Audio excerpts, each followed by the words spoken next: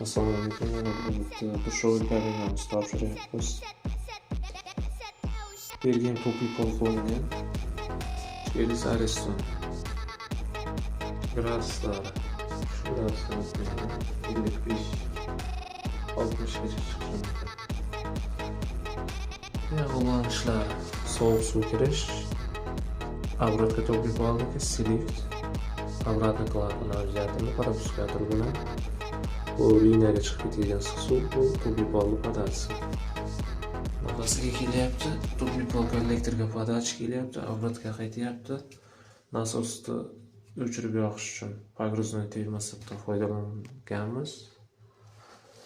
Gaz gigiyeniskiy dush, stoyagimiz bor. Tahorat oladigan joy. Rakovina, ixchamgina.